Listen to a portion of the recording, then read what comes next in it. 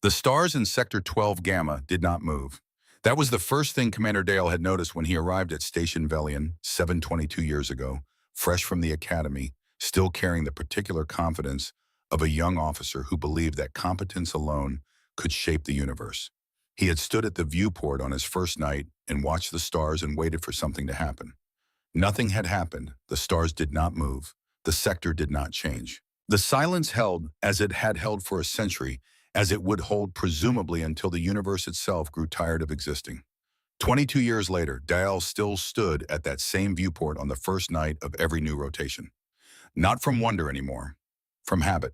The way a soldier checks his sidearm before sleeping, not because he expects danger, but because the ritual itself has become the point. He was 44 years old, and he had spent half his life watching a stretch of empty space that the Thylorian High Assembly considered worth monitoring for reasons that the classified briefings explained in careful language, and the unclassified reality reduced to a single blunt sentence: this is where the humans used to be.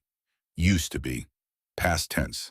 The most permanent tense there is. The Thylorian people had a word for it, Valanthi, which translated imperfectly into the concept of a space that remembers something it no longer contains. The hollow of a hand after the held thing has been set down.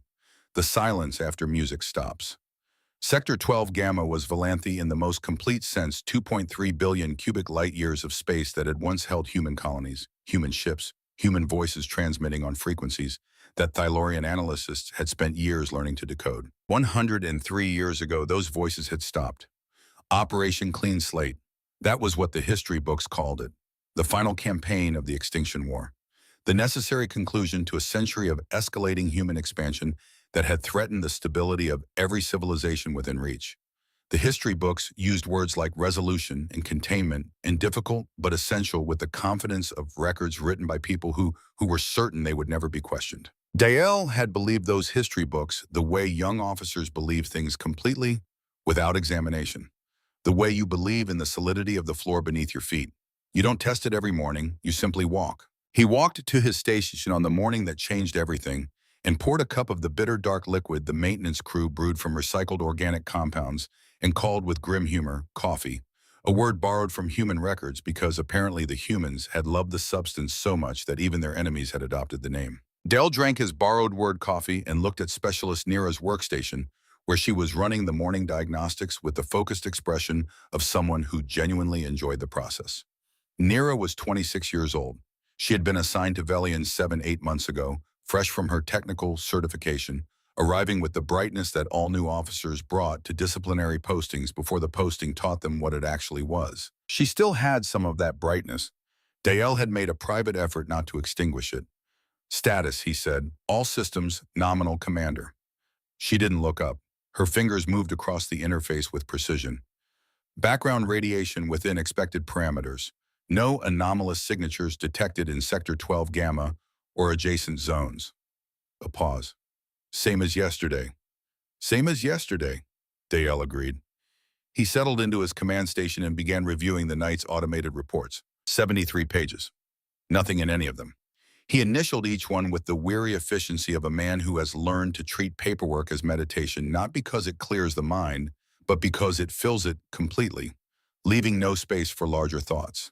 He was on page 41 when Specialist Nira said, "Commander." Something in her voice made him look up immediately. Not the word itself, the register of it, the way a single syllable can carry information that words cannot contain. She was staring at her console. Her hands had stopped moving. "What is it?" "There's a contact in the sector." She said it slowly, the way people say things when they're trying to make something unreal stay unreal for one more moment. "A large object, stationary, coordinates 000. She finally looked up. "Sector center." He moved to her station. On the display, the familiar emptiness of Sector 12 Gamma had developed an interruption, a solid return signal, dense and structured, sitting at the geometric center of the sector, like something placed there by intention rather than chance. "Drift debris," Dale said. "An old station fragment. I ran debris probability." Nira's voice was careful now. "The mass signature is too consistent, too uniform." She pulled up the mass reading. The number was large enough that Dale read it twice. "And there's no displacement wave, no gravitational distortion trail, no residual jump energy." She turned to look at him. "Whatever that is, it didn't arrive here. It didn't travel. According to every sensor we have, it simply appeared. The words sat between them like something physical. Dale ran through rational explanations in order of likelihood. Sensor malfunction. Software error, interference from an undetected natural phenomenon. Cascade failure in the detection array. Full diagnostics, he said, already running. She pulled up the overlay. First pass completing now. The results came back clean. Run it again. Second pass, clean. Again. Third pass, clean. Nira looked at him. She didn't speak. She didn't need to. Identify, Dale said, and something in his voice shifted without permission, a tightening that happens when the body understands something before the mind catches up. Nira fed the mass signature, structural profile, and sensor readings into the station's database. The system processed for 11 seconds, a long time for a system that normally returned results in under 2. Then the result appeared. Match confidence 91.4%. Classification Terran Federation. Deep Space Vessel Class Designation unknown. Species of origin human Terran. Species status extinct 103 years. The command center was completely silent. Nira had one hand pressed flat against her console. Dale was aware of his own breathing in a way he was not normally aware of it. Run it again, he said quietly. Fourth pass, 91.4%. Human origin. Species extinct. Commander, Nira said, it's not moving. She was right. The contact sat at sector center with absolute stillness, not the stillness of a dead object drifting which carries the physics of its last momentum. This was different. The stillness of something that had decided to be still. The stillness of waiting. Long-range visual, Dale said. The targeting array swung and locked. The image was distant, impartially obscured, but it was enough. The silhouette was massive, he estimated 3,200 meters at minimum. The hull was angular in a way that Thalorian design philosophy had never produced, all hard planes and deliberate geometry dark against the darkness of space in a way that suggested the material was absorbing light rather than reflecting it. No navigation lights, no visible propulsion, no signal emissions of any kind.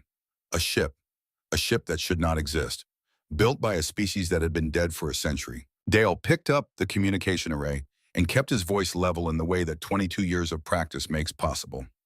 This is Commander Dale of Station Velian 7 Priority Alpha. We have an unidentified contact in Sector 12 Gamma. Mass signature consistent with a vessel of human origin. Requesting immediate confirmation and instruction. The response came in 4 minutes, fast enough that the duty officer on the other end had clearly read the report twice before responding. Maintain surveillance. Do not approach. Do not initiate contact. Admiral Kreth's strike force is being dispatched. Estimated arrival 93 minutes. Dale acknowledged and closed the channel. He stood at the center of his command station looking at the shape on his display. Nira, he said, Sir, I want to know everything about that ship before the strike force arrives. She was already moving. Then she paused and looked at him, asking what they were both thinking. Commander, why isn't it doing anything? Dale looked at the dark shape in the center of the dark sector. I don't know, he said. That's what worries me most. Admiral Kreth had fought 63 engagements in 40 years of active service. He had commanded forces in the suppression of the Velthari Rebellion, the campaign of the Outer Reaches, and 4 border enforcement actions that the official record called peacekeeping operations, and the men who fought in them called wars. His flagship, the Celestial Dominion, carried battle records going back 4,000 years. Not this hull, but the lineage of the vessel, the name and history embedded in every refit across centuries of Thalorian service. 300 victories. 0 catastrophic defeats. He arrived at Sector 12 Gamma with 14 warships and the absolute certainty of a man who has never had cause to question the adequacy of his forces. He deployed in standard confrontation formation, 7 cruisers in a forward wedge, 4 destroyers flanking the Celestial Dominion at center, 2 cruisers holding the rear perimeter. Textbook. Efficient. The formation that had resolved 63 similar situations. The human vessel did not react. Broadcast on all frequencies, Kreth ordered, including archived human dialect bands. The broadcast went out on 47 frequencies simultaneously in 9 languages, including 3 variants of standard human English preserved from intercepted transmissions made more than a century ago. Unidentified vessel. This is Admiral Kreth of the Thalorian Assembly Strike Force. You have entered sovereign Thalorian space. Identify yourself immediately or face military action. Silence. The human vessel sat at sector center with the same perfect stillness it had maintained since Dale's station first detected it. The silence had a quality that Kreth found for the first time in 40 years of confrontations faintly unsettling, not because of what it meant, but because of its texture. The sector felt less empty than it had when they arrived. He ordered the destroyer Ardent Spear forward to conduct a close-range sensor sweep. 1,200 meters of Thylorian military engineering, enough firepower to eliminate a small colony moving into scanning range. What happened next took 4.2 seconds. A pulse of light emerged from the human vessel. Not a beam, not a projectile. A pulse expanding outward in a perfect sphere, violet-white at the core fading to blue, at the edges crossing the distance between vessels at a speed Kreth's tactical display had no category to adequately measure. It struck the Ardent Spear first, then continued outward through the formation like a wave through water, passing through shields, through hull plating, through every defensive system deployed without slowing, without diminishing, without apparent effort. 14 ships, 4.2 seconds. Every one went dark. Emergency lighting came on aboard the Celestial Dominion 7 seconds later, battery backup independent of main power. Kreth was still at his command station. His stance locked instinctively when the power cut, and he stood in the red emergency glow, looking at a tactical display showing 14 ships with no power signatures. Drifting. Station Velion 7 was still lit on the long-range display, its systems fully operational, sitting at the sector's edge exactly as before. It had been deliberately excluded. Kreth stood in the red-lit silence of his dead bridge and understood for the first time in 40 years what it felt like to have no adequate response to a tactical situation. At Station Velion, 7 Dell and Nira had watched the entire event on their sensors. 14 ships, 4.2 seconds. Dale had his hand on the emergency alert panel and had not pressed it because the alert was intended for threats to the station, and the human vessel had demonstrated with unmistakable precision no interest in the station whatsoever. Energy analysis, Dale said. Nira's voice carried the particular steadiness that arrives after shock has passed completely through a person and out the other side. The pulse was electromagnetic in origin, but the modulation is unlike anything in our database. It targeted power systems specifically, not structure, not crew. Everything organic on those ships is unharmed. She pulled up the biosignature readings. I'm still reading full life sign returns from all 14 vessels. Not a weapon designed to kill. A tool designed to stop. How long until they restore power? Unknown. I can't identify the mechanism well enough to calculate recovery time. A pause. Commander, they could have destroyed all 14 ships in the same time frame. The energy output required for that pulse redirected as kinetic force. She stopped herself. She didn't need to finish. Whatever had just happened was a demonstration of restraint, a carefully calibrated message delivered in 4.2 seconds. We could end this. We chose not to. The communication array activated. Inbound. A signal from the human vessel directed at Station Velion 7 with a focus that communicated more clearly than any words. We know exactly where you are and what you are, and we want to speak to you, not to the fleet. Dial accepted the channel. The voice was female. It spoke in Thylorian, the working dialect, the version spoken between officers on a functional station, not the formal broadcast register Kreth had used. An accent was present, slight but identifiable as someone who had learned the language from recordings rather than native speakers. Every word was entirely unmistakably calm. Station Velion 7, this is Captain Alara Voss, commanding officer of the USS New Horizon Terran Reclamation Fleet. Dial made himself exhale before speaking. This is Commander Dial, commanding Station Velion 7. His voice held level, 22 years of practice composure holding. Your identity is not consistent with our current records. I'm aware of what your records say. Something in the voice that was quieter than amusement and older. Your records say we are dead. We are not dead, Commander. We are returned. A deliberate pause, the pause of someone who understands the weight of the moment and is giving it proper space. And we did not come here by accident or in anger. We came here because this sector does not belong to the Thylorian Assembly. This sector has been under Thylorian control. Voss said, her voice not shifting by a single register. Because you believed its original inhabitants no longer existed to contest that control. That belief was mistaken. The transmission held open for 3 more seconds after she finished, as if giving him time to sit with it before she added, "We are not here because of war, Commander Dale. We are here because of truth." The channel closed. Dale stood at his console and looked at the shape of the human vessel on his display. Then Nira said very quietly, "Commander, He looked at her. She was pointing at the sector boundary on her display. Points of light were appearing in the darkness, coming from nowhere the way the first ship had come from nowhere. 1, 3, 7, 15, 30. Not stopping. Each one resolving into the same angular silhouette, the same light-absorbing hull, the same absolute intentional stillness. 50, 80, more. And behind them visible now that the sensors were calibrated to look shapes larger than ships' orbital platforms, each one larger than anything in the Thylorian fleet manifest dark and patient and immovable. The count on Nira's display stopped incrementing at 847. 847 vessels arrayed at the boundary of the sector the Thylorian assembly had claimed for a century. And somewhere in the formation aboard the first ship that had shown itself, the ship that had disabled 14 warships in 4.2 seconds and then waited, a woman named Alara Voss was waiting still.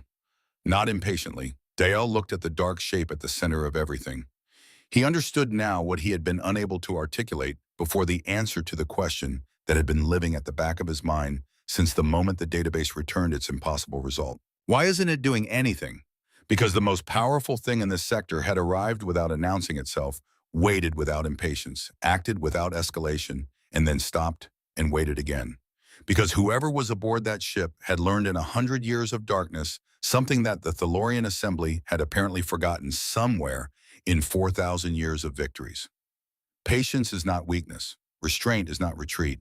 The most dangerous force in any confrontation is not the side that attacks first. It is the side that could and doesn't. He reached for the communication array to report to Thylorian command. Outside the viewport, 847 ships held their positions in the Valanthi, the space that remembers what it used to contain. And the stars shone on indifferent and exact. 63 minutes passed. Dale counted them through the particular attention of a man who has nothing to do but wait, and who finds in the waiting that time becomes a physical substance with texture and temperature. He spent those 63 minutes doing what he had told Nira to do in the first minutes after contact appeared, learning everything the sensors could tell him about the vessel at the sector's center. By the time the strike force began to stir back to life, he had compiled 41 pages of data and arrived at a conclusion that fit no framework he currently possessed. The New Horizon was not only a warship, the whole configuration was military, yes. The defensive systems were beyond anything in the Thylorian arsenal by a margin that defied direct comparison. But the energy readings from the interior were wrong for a pure combat vessel. Sections of that ship were generating heat signatures consistent with habitation, not crew quarters but something larger. Long-term residential patterns. The biological readings were dense, more dense than a military roster would produce. The density of families, of children, the kind of reading that colony ships produce, not warships. Dael sat with that for a long time. Admiral Kreth's voice came across the communication array at the 64th minute, tight and controlled with the fury of a man made helpless for the first time in 4 decades. Commander Dael, report. Dael reported. He kept to the facts. He did not insert the thoughts accumulating in the back of his mind because those thoughts were not in the format of a military report. A long silence followed. Then Kreth said, "Patch the human transmission to my bridge." The channel opened. Voss's voice filled the space between them, the same voice from an hour before, carrying the same steadiness of someone who has been preparing for this conversation for a long time and has made peace with every possible version of how it might go. Admiral Kreth, I'm glad your fleet has recovered. The neutralization of your vessels was a choice made to prevent escalation, not an act of aggression. I would like the opportunity to explain our presence before any further military action is considered. Your presence, Kreth said, in 40 years of command, made his voice cold without effort, requires no explanation beyond the fact that it is impossible. The human species was eliminated 103 years ago. Whatever you represent, a remnant faction, salvage technology operated by an allied species, a political provocation, it will be treated as a threat to Thylorian sovereignty and addressed accordingly. The pause that followed was a person deciding how much patience to spend on a response they had anticipated. I understand that's your position, Voss said. I'd like to show you something before you commit to it. The signal she sent was not a conventional transmission. It was a broadband broadcast radiating outward from the New Horizon in every direction, simultaneously reaching Velian 7 at the same moment it reached the Celestial Dominion.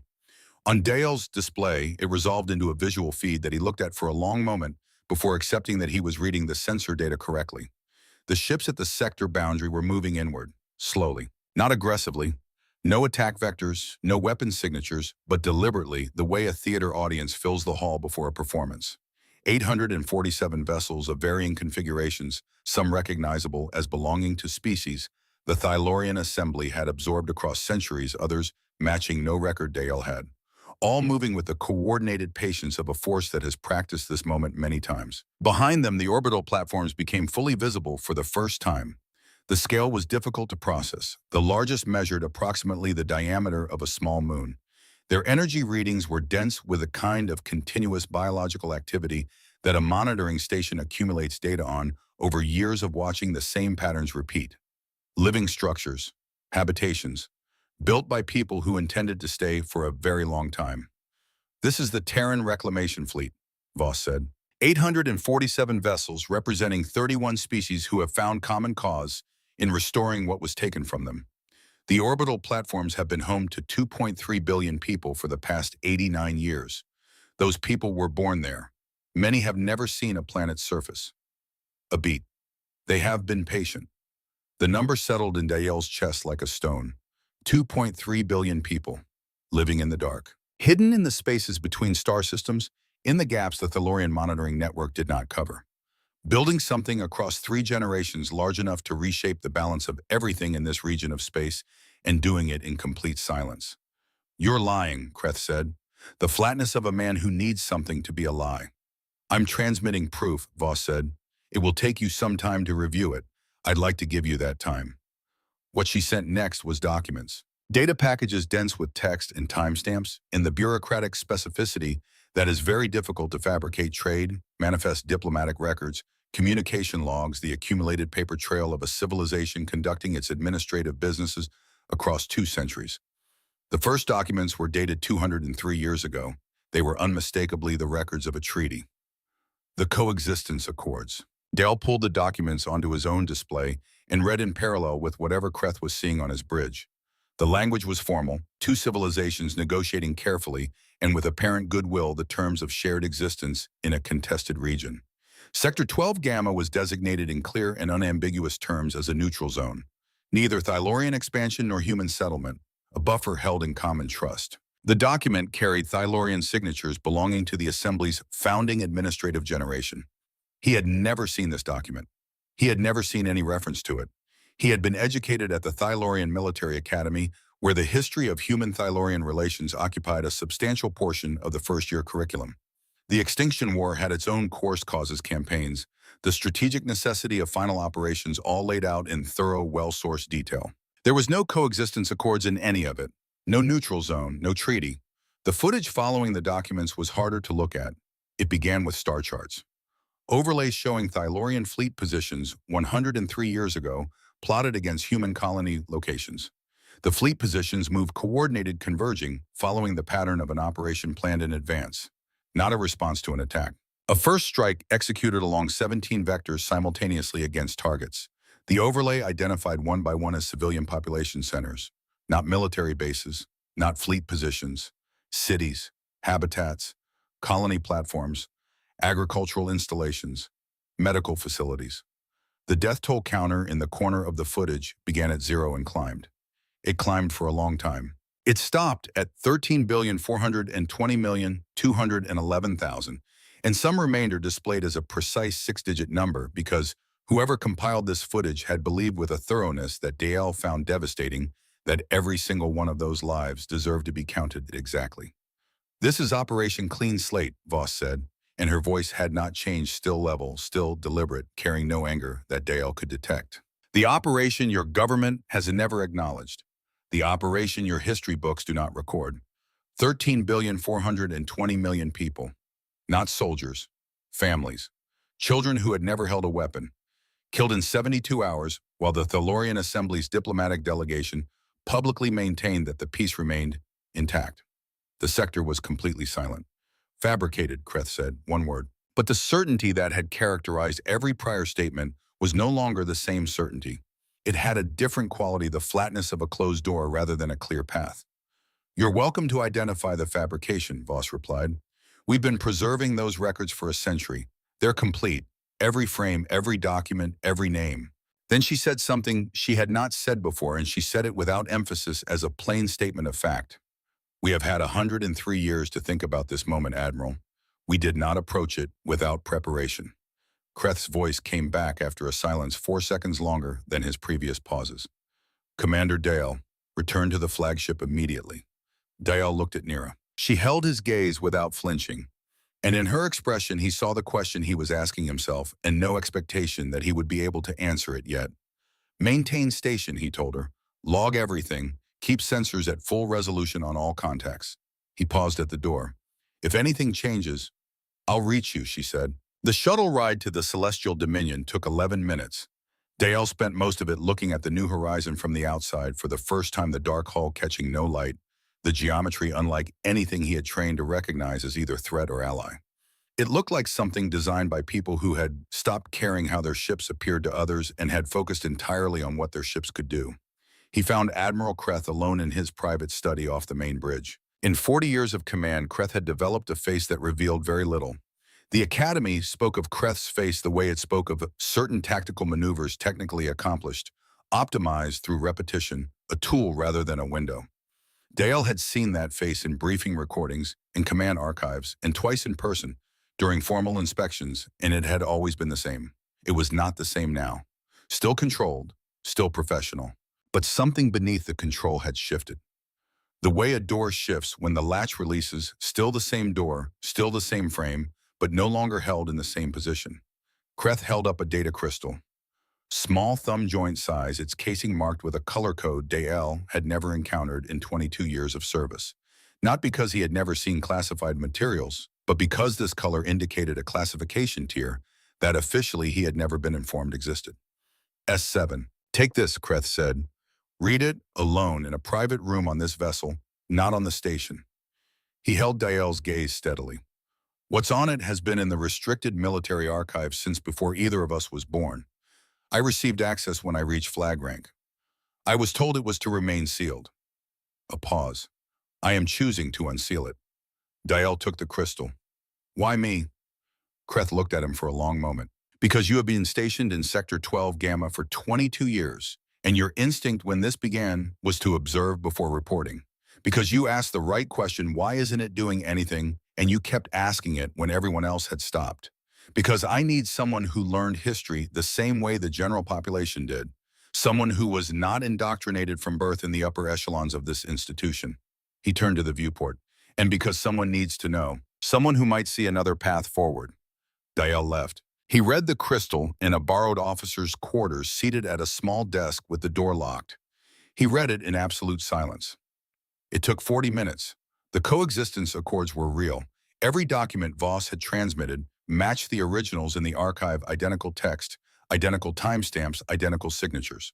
The neutral zone designation for Sector 12 Gamma was real. The diplomatic correspondence from 2 centuries ago was real, pages of it covering the careful negotiation of terms between two expanding civilizations that had genuinely attempted to find a framework for coexistence. Operation Clean Slate was real. The planning documents were the hardest part.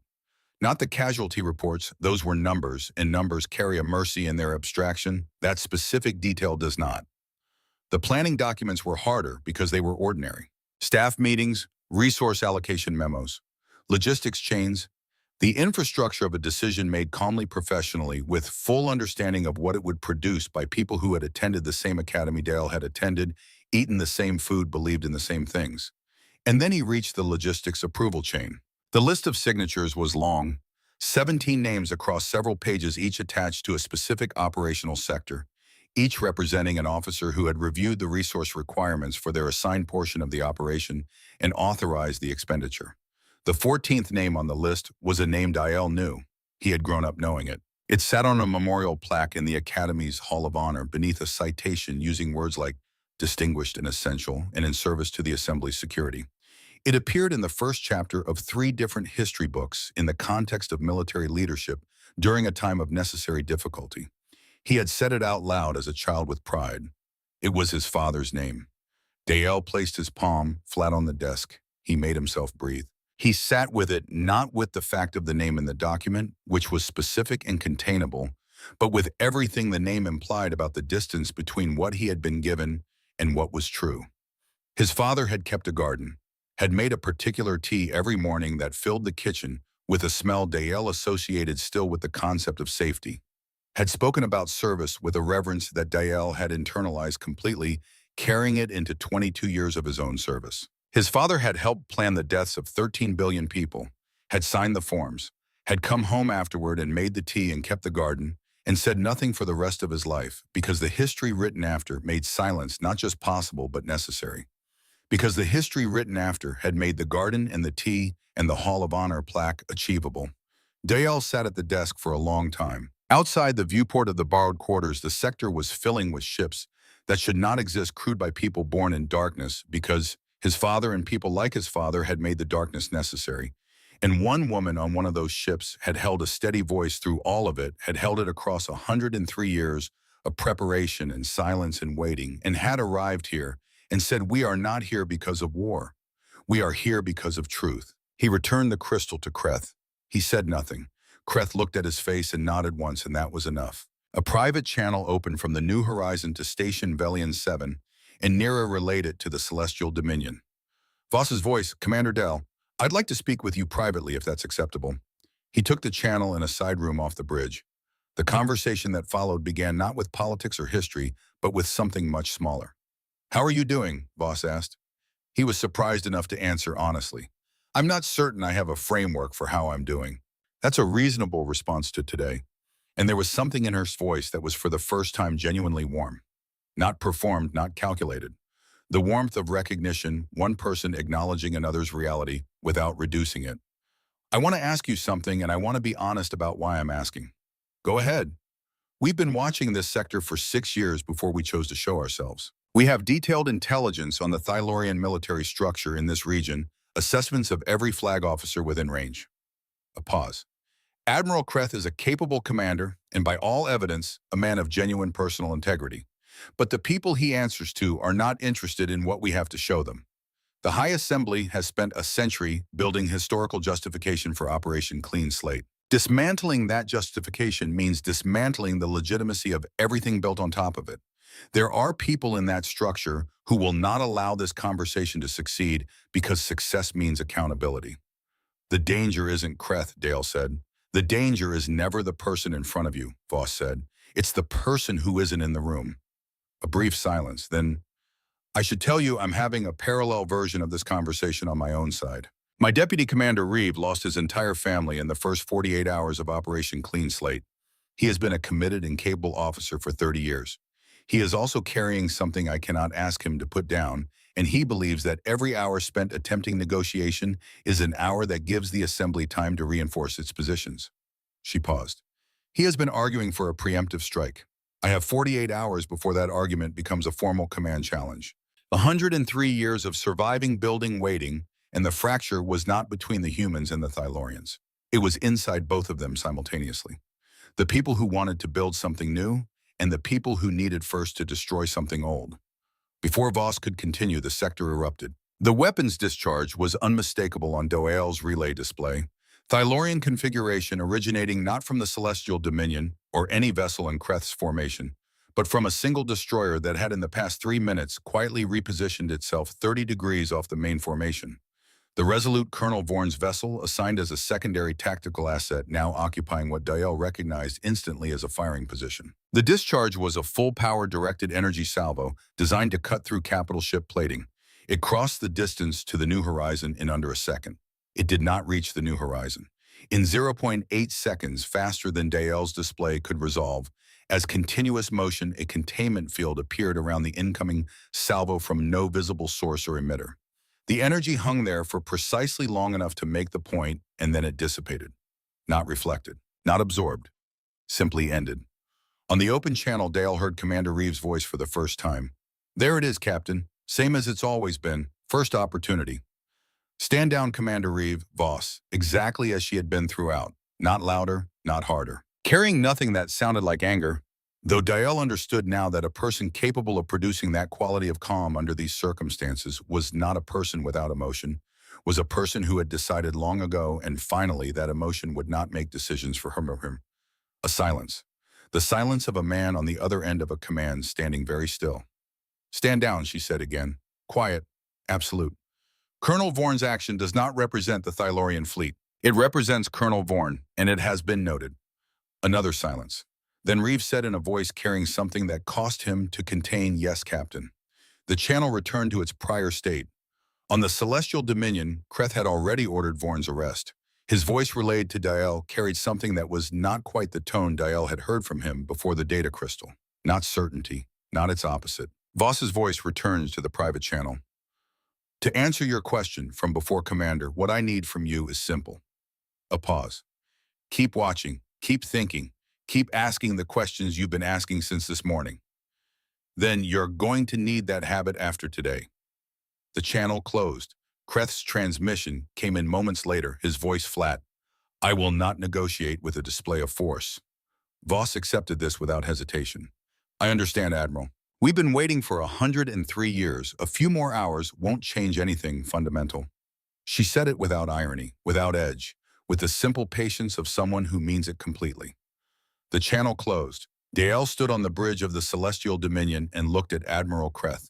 For the first time in 22 years of watching senior officers operate, he saw something in the old Admiral's eyes that did not belong to certainty, something small that had not been there at the start of this day. Doubt is a quiet thing. It doesn't announce itself. It arrives in the eyes the way a crack arrives in stone, not dramatically, but with the inevitability of pressure that has been building longer than anyone noticed. Dael looked at it. He thought about 13 billion names. About a woman's voice carrying 100 years of darkness and offering something it had every reason not to offer. He thought about his father's garden and his father's tea. Outside the viewport, 847 ships held their positions in the sector that remembered what it used to contain. And somewhere in the dark between them, something was moving that neither side had fully accounted for. Kreth made his decision at 0400 station time. Dael was not asleep. An aide delivered the message verbally, because Kreth had decided this particular communication should not exist in any written record.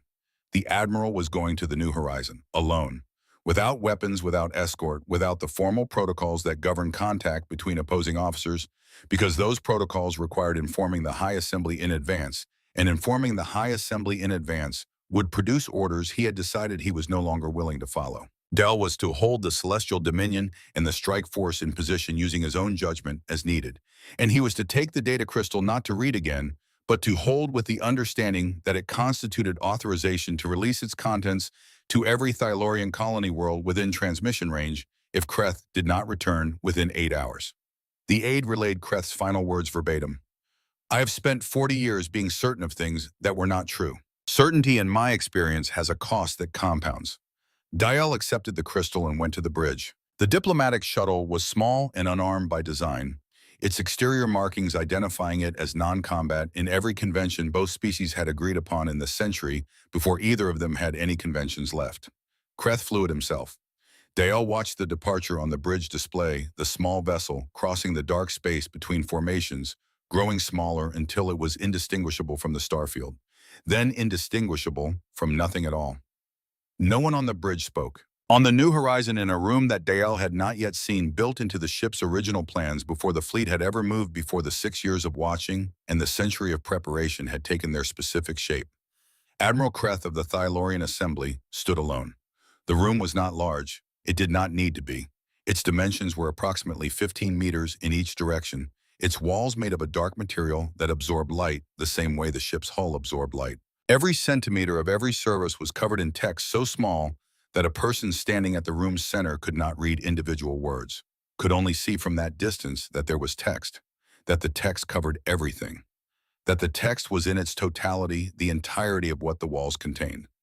13,420,211,000 names, no dates of death, no ranks, no designations of any kind. Only the names that parents had given to children, that those children had grown into and carried through lives, interrupted at various points across a 72-hour window 103 years ago, when the Thylorian Assembly's fleet had moved along 17 vectors toward targets, the planning documents called population centers, and that the names on the walls had called home. Voss had brought Kreth here without explanation and left without a word, closing the door behind her. No one accompanied him. No recording equipment monitored the room. Voss had been clear about that when she designed it. The room existed for a single purpose, And that purpose required privacy because what it asked of the people who entered it could not be done under observation. It asked them to stand with the full, unmanaged, uncontextualized weight of what had been done. Not the strategic assessment, not the historical framing, not the carefully maintained institutional language that had been built over a century to make the thing that had happened sound like a decision that reasonable people could have made rather than an atrocity that reasonable people had committed. Just the names, just the fact of them. Just the number of them, which was large enough that no human mind, no Thylorian mind, could actually hold it, as a number could only hold it as an abstraction, that the names on the walls were quietly, methodically converting back into what it actually was. People. Each name a person. Each person a world. Kreth stood in the center of the room and did not move for 42 minutes. He was not a man given to introspection. He had made his career on the clarity of external assessment, reading situations, evaluating options, making decisions based on available evidence. He had been, by every measure the Assembly's evaluation system provided, extraordinarily good at it. But the evaluation system had been built by the same institution that had constructed the history he had believed for 40 years. And standing in a room with 13 billion names on the walls, he understood something the evaluation system had no category for that. The most dangerous thing a person in authority can possess is not poor judgment. It is certainty that has not been tested against the full weight of what it costs. He had been certain. He had been certain for 40 years. And his certainty had sent young officers into battles fought for reasons this room documented were not the reasons he had been given. Had sent them, some of them, to their deaths in service of a history that had been constructed to make those deaths mean something they did not mean. He did not forgive himself in that room.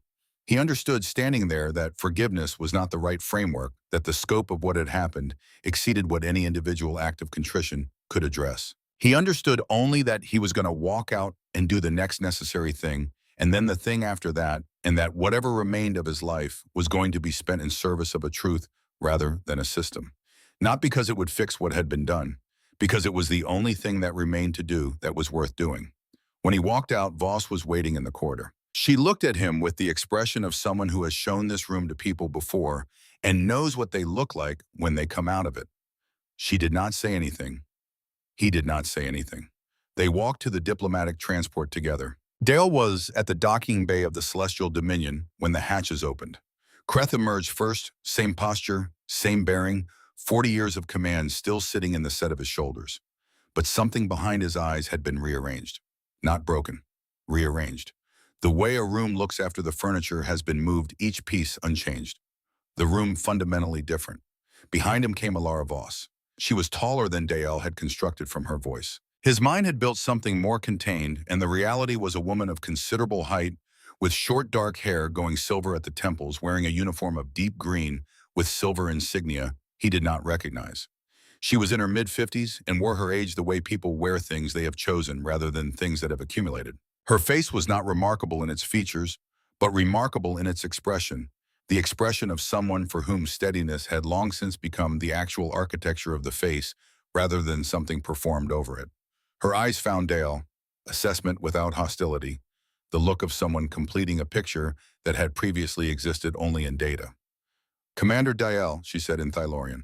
The accent was there as it had been on the channel, and like the silver at her temples, it seemed worn without apology, a reminder that she had learned this language from records made by people trying to destroy her species. "Captain Voss," he said. She nodded once. Then she turned to the corridor and the assembled senior officers of the Celestial Dominion's command staff who were watching her with expressions ranging from barely controlled fury to something Dale recognized as the early stages of the expression he had been carrying for the past several hours. The expression of a person whose understanding of the world is in the process of changing shape. The briefing room held 16 officers. Kreth stood at the head of the table. Voss stood to his left, slightly back, not deferential, but acknowledging that this was Kreth's moment to lead rather than hers. Her small diplomatic detail stood along the wall. Kreth placed the data crystal on the table and said, "Review this, all of you. Now, in this room, before I say anything further, I want your responses to be your own." Data pads were distributed. 16 officers read in silence. The silence changed quality over the next 18 minutes. It began as the professional silence of people receiving a briefing, attentive and analytical.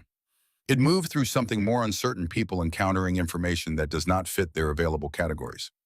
Then it became something else entirely. Something Dale recognized because He had produced it himself alone at a small desk at the moment when a name on a document had made everything he had ever been certain of simultaneously true and unbearable. One officer, the Celestial Dominion's tactical commander, a woman who had served under Kreth for 19 years, looked up from her datapad and looked at Voss with an expression containing the entirety of what she was carrying. Not anger, not denial. Something raw and more disorienting than either. "This is real," she said. "Not a question." "Yes," Voss said. "How long have you had it?" "The documents we compiled over the past century as we gathered them. The originals have been in the Thalorian military archives since 203 years ago." The tactical commander looked at Kreth. "Sir, the High Assembly is aware of the originals," Kreth said. "They have been aware since the archive was established." He did not elaborate. He did not need to. Another silence longer. Then Voss spoke, and what she said was not what Dael expected, given the evidence just reviewed, the overwhelming force she commanded, and the 16 officers in front of her, absorbing a truth that restructured the foundations of their service. She said, "I want to be careful about what this moment does." The room looked at her. It would be easy for this to become a moment of judgment. For the evidence on those data pads to become the basis of a verdict delivered from a position of strength to people who cannot currently contest it. She looked around the table, meeting each face briefly without lingering. "That is not what we came here for. We came here because 103 years ago, people with authority made choices that the people living under that authority were never asked to consent to and never permitted to know about. The correct response to that kind of governance is not to replace it with a different version of the same thing." The room was very quiet. "What we came for," Voss said, "is a different future, not a perfect one, not one that erases what happened, because nothing erases what happened. One in which what happened is known. One in which the neutral zone is reestablished, the species your assembly displaced are given the opportunity to rebuild, and the people in those orbital platforms can finally put their feet on a surface that doesn't move." Something shifted in her voice minimally, a compression, a brief tightening that was present and then controlled, like a hand closing and opening again. "My people have not seen a planet in 3 generations. They have been patient. They deserve to stop being patient." No one spoke. Then the tactical commander said quietly, "What do you need from us?" Before the signing, a secondary channel opened from the New Horizons bridge. Commander Reeves' voice came through, carrying the sound of a man who has spent a long time holding something very heavy and has arrived at last at a decision about it. "Captain," Reeves said. "Commander," Voss replied. A silence of 6 seconds. Not a decision being made, a decision already made in the 4 hours of the shuttle's absence now being completed. "I want it on record that I oppose this, that I believe we are extending trust to people who have not earned it and may not be capable of earning it." A shorter silence. "And I want it on record that I will honor the agreement, whatever my opinion of it." Voss looked at the secondary channel. "Noted, Commander, both parts." The channel closed. Dael thought about 30 years of carrying 72 hours. About a man choosing to honor an agreement he fundamentally opposed because his commanding officer had asked him to. It did not resolve anything about Reeve. It was simply true, and the truth of it mattered in a way he could not fully articulate, the same way the truth of many things in this day mattered, without resolving cleanly into language. Kreth signed the preliminary agreement in the briefing room. Voss witnessed. Then Kreth looked at Dael, held his gaze for a moment, deliberate and clear, and said, "You'll sign as well, Commander. Your presence at the beginning of this makes you the appropriate second." Dael took the stylus and held it. He thought about what he was adding his name to. The document in front of him, in the chain of causation extending backward from it through 6 years of observation, through 89 years in the dark, through 103 years of survival against every effort to make survival impossible. He was adding his name to the far end of that chain. The end that turned towards something other than what the chain had been built in response to. He thought about another name, his father's name in the logistics approval chain of Operation Clean Slate, in the same archive that this agreement now referenced.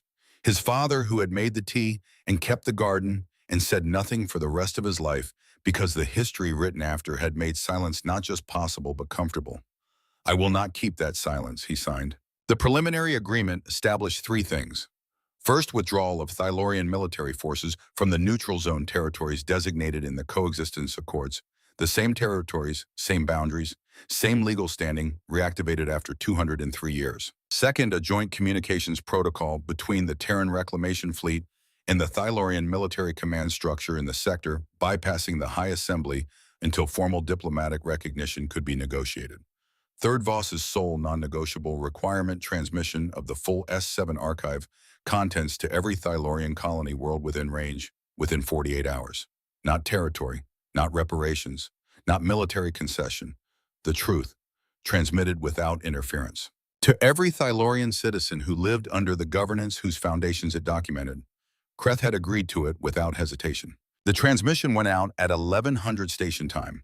Voss had positioned the New Horizon to use its own communication systems, which were, as she noted without elaboration, somewhat more powerful than the standard Thylorian broadcast array.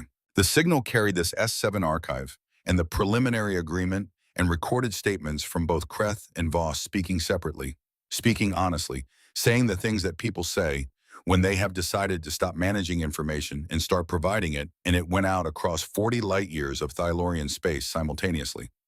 Dale watched the broadcast log from Velian 7, where he had returned while Kreth and Voss completed the agreement's formal details. Nira was beside him. The station felt different now. Not smaller, but differently proportioned, as if the events of the past 30 hours had recalibrated the relationship between the room they stood in and the space surrounding it. Outside the viewport, things were moving.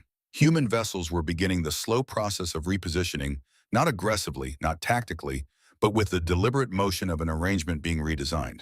The orbital platforms were shifting their orientations, their long-axis profiles turning toward the inner sector, beginning a transit that would eventually bring 2.3 billion people to the edge of the restored neutral zone. On paper, reality would take longer. It would take a very long time. The transmission going out across 40 light-years would reach colony worlds educated in the same history Dale had been educated in, administered by governments whose authority rested on the same foundations the archive documented. Some would receive it with the same rearrangement he had felt at the small desk in the borrowed quarters. Others would resist. A few would receive it with something worse than resistance. Knowing a thing does not make the thing's consequences resolved. It makes them visible, which is the necessary first step and also the hardest one, because visibility without resolution is its own particular weight. The process of truth is not the same as the completion of truth. He was holding that thought when Nira said, "Commander." He looked at her. Her voice had the quality he had learned across 8 months to pay immediate attention to. She was looking at her sensor display, with the focused stillness of someone reading something and needing to read it several times before deciding to speak. "What is it?" She turned the display toward him. A single contact. Thylorian heavy warship configuration. Approximately 14,000 tons, drive signature, consistent with a Dominion-class dreadnought. It was not within the sector boundary or the extended range of the current formation. It was at the outer edge of the long-range sensor network, which explained why it had taken this long to appear in the data at all. No identification signal, no transmission on any known frequency. The track reconstruction Nira had run backward through the sensor logs showed the vessel had departed its last known position approximately 6 hours ago. Before the preliminary agreement, before the briefing room, before the memorial room and the 42 minutes of standing with the names. Before any of it, "It doesn't match any Hull and Kreth's formation manifest," Nira said, keeping her voice even. "Cross-referenced twice. Not assigned to any strike force or patrol group in this sector." A pause. "I've sent 3 hailing queries, no response."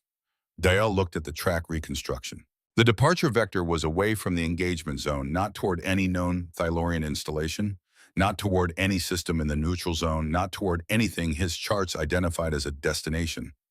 Simply away, into the dark, into the spaces between things where the monitoring network was sparse and the gaps were large enough to move through undetected. He reached for the communication array and opened the channel to the New Horizon. Voss answered in 4 seconds, still on her bridge. "Captain Voss," Dale said, "I need you to look at something." He transmitted the sensor data, the track reconstruction, the absence from the manifest, the silence in response to 3 hailing queries. The pause on her end was 5 seconds, and in those 5 seconds, he could hear faintly the background sounds of a working bridge voices. Instrumentation, the ambient evidence of people doing their jobs across the whole enormous distance of everything that had happened today. "We see it," she said. "Do you recognize the configuration?" "Yes, Dominion class, older refit based on the drive signature pre-war vintage." Another beat. "Commander, I'm going to be honest with you. We've been tracking this hull intermittently for the past 6 weeks. It's been appearing and disappearing at the edges of our sensor range. We couldn't establish a consistent track until now. 6 weeks, before the decision to reveal themselves. before the approach to Sector Center. Someone in that vessel had known or suspected or been positioned to observe and had chosen not to be seen and had now chosen to leave and had done both on a timeline that coincided with events too precisely to be coincidental. "Who is it?" Dale asked. "We don't know," Voss said. "That's what concerns me." He looked at Nira. She had already run the hull against every accessible record and was looking at the result with the expression of someone who has come to the end of available information and found nothing on the other side. Not Vorn's vessel was accounted for under human observation, its crew still aboard its command under arrest. Not any officer in Kreth's formal chain of command. Not any vessel assigned to this sector under any operational designation the records contained. A ship with no name. Moving in a direction the charts did not identify as a destination. Carrying intentions the available data did not illuminate. "We'll send trackers," Voss said. "Two vessels can reach its position within 40 minutes without disrupting the formation. Then, Commander, the agreement we signed this morning is a piece of paper. What makes it real is everything that happens around it. The people who sign agreements are not always the only people with the ability to affect what those agreements produce." She said it without accusation. As a fact, the way she said most things. "We've been watching this sector for 6 years," she continued. "We know the High Assembly will respond to this morning's transmission with resources that neither you nor Admiral Kreth can fully anticipate or control. The vessel on your display may be the beginning of that response, or it may be something else entirely. We don't know yet." A pause. "What we do now is the same thing you've been doing since this morning, Commander." He waited. "We watch," she said. "We think. We ask the right questions." Then with the same genuine warmth she had produced once before in the private channel, not performed, not calculated the warmth of one person, simply seeing another clearly. "That habit of yours is going to matter more in the next months than anything else we signed today." The channel closed. Dale looked at the point on his display that was the unidentified vessel moving through the dark between stars carrying whatever it carried into the spaces where sensors were thin and the silence was old. Then he looked out the viewport. The sector was transformed. Where there had been empty space for 103 years, there was movement. Human ships and Thylorian vessels navigating the same coordinates, their transit paths arranged by the Joint Communication Protocol with the careful precision of two systems learning in real time how to share a space that neither had fully shared before. The orbital platforms, those enormous patient structures that had been home to 3 generations of people who had never seen a planet, were moving slowly into the inner sector. Their motion barely perceptible against the starfield, but perceptible the way the long hand of a clock is perceptible if you look at it long enough. 2.3 billion people beginning to move toward the light. Nira was quiet beside him. When Dale glanced at her, she was looking at the same thing he was looking at: the movement in the sector, the ships and platforms, the improbable evidence of a history that had turned a different direction than everyone had been told it turned. After a while, she said, "Do you think it will hold?" He considered it seriously the way the question deserved.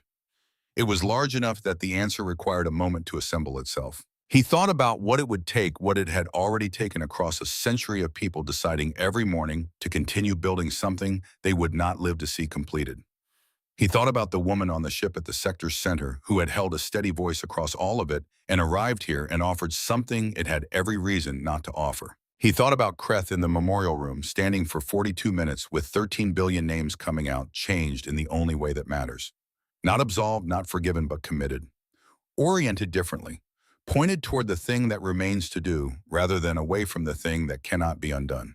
He thought about Reeve carrying 30 years of loss, choosing to honor an agreement he disagreed with because his commanding officer had asked him to.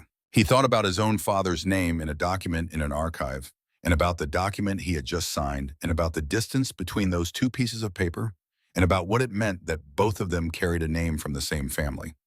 He thought about the unidentified vessel moving through the dark, and about everything that remained uncertain, and about how much of it was likely to stay uncertain for a long time.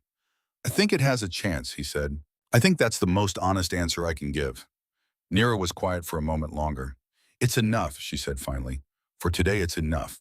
Outside the viewport, Thylorian and human vessels moved through the same space for the first time in 103 years, their navigation lights distinguishable from each other by color and pattern, both of them distinguishable from the stars behind them, and the stars were exactly what they had always been.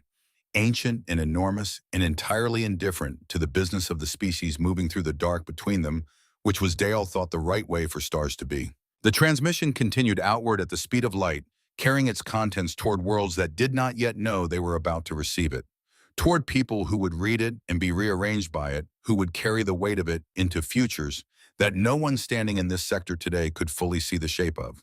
That was the nature of truth. It travels at its own pace, arrives when it arrives, and does what it does to the people it reaches, whether or not anyone is prepared for it. Sector 12 Gam was no longer Valanthe. No longer the hollow of a hand after the held thing has been set down. No longer the silence after music stops. Something had been restored to the hollow carefully by hands that had been keeping it safe for 103 years, waiting for the moment when setting it down gently was possible rather than simply necessary. The stars in Sector 12 Gamma did not move, but everything else had.